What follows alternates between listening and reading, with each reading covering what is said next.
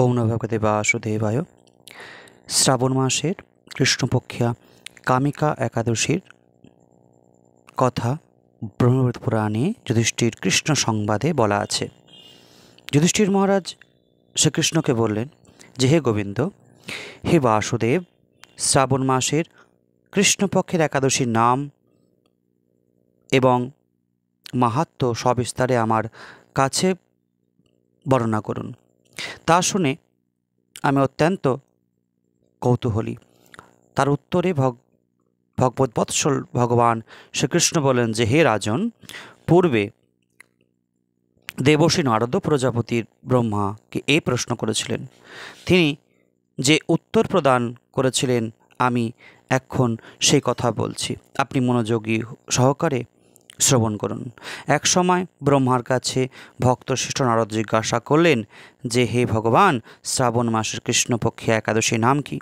এর আরাধ্য দেবতাকে, সেই ব্রতের বিধি কীরকম এবং এই ব্রতের ফলে কী পুণ্য লাভ হয় তা সবিস্তারে জানতে ইচ্ছে করি। আপনি কৃপা করে আমাকে জানালে আমার জীবন ধন্য হয়।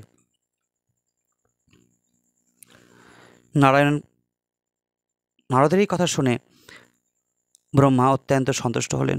তিনি বললেন যে, হে বৎস, জগৎ জীবের মঙ্গলের জন্য আমি তোমার প্রশ্নের যথাযথ উত্তর দিচ্ছি, তুমি তা শোনো। শ্রাবণ মাসের কৃষ্ণপক্ষে একাদশী কামিকা নামে জগতে প্রসিদ্ধ। এই একাদশী মাহাত্ম্য শ্রবণ বাজপেয়ী যজ্ঞের ফল লাভ হয়। ভগবান শ্রীহরির পূজা অর্চনা অপরিমিত পূর্ণ ফল প্রদান করে। গঙ্গা, গোদাবরী, কাশী, নৈমিষারণ্য, পুষ্কর ইত্যাদি তীর্থে দর্শনের সমস্ত ফল একমাত্র কৃষ্ণ পূজার মাধ্যমে কোটিগুণ লাভ হয়ে যায়।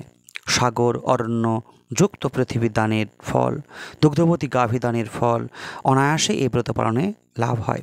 যারা পাপপুণ্য সাগরে নিমগ্ন, এই ব্রত তাদের উদ্ধারের একমাত্র সহজ উপায়। এরকম পবিত্র পাপনাশক শ্রেষ্ঠ ব্রত এই জগতে আর নেই।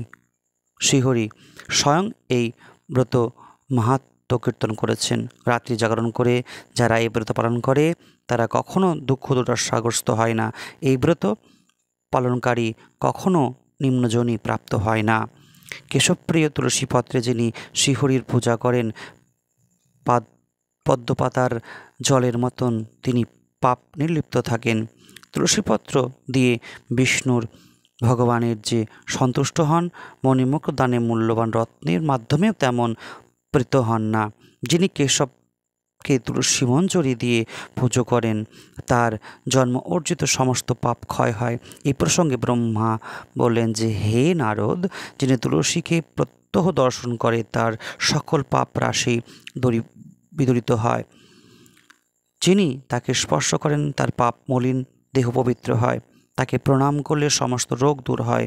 তাকে জল সিঞ্চন করলে যম তার কাছে আসতে ভয় পায়।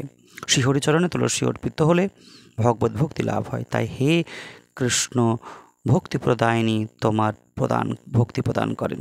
যে ব্যক্তি হরিবাসরে ভগবানের সমীপে দীপদান করেন, চিত্রগুপ্ত তার পুণ্যের সংখ্যা হিসাব করতে পারে না। তার পিতৃপুরুষরাও পরম তৃপ্তি লাভ করে।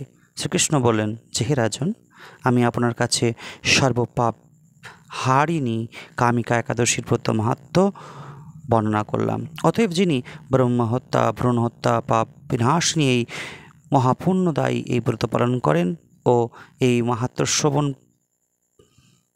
শ্রদ্ধা সহকারে পাঠবার শ্রবণ করেন, তিনি সর্বপাপ থেকে মুক্ত হয়ে শিব বিষ্ণুলোকে গমন করেন। শ্রী শ্রী কামিকা একাদশীর ব্রত মাহাত্ম্য এখানে সমাপ্ত করছি। ওম নমো ভগবতে বাসুদেবায়।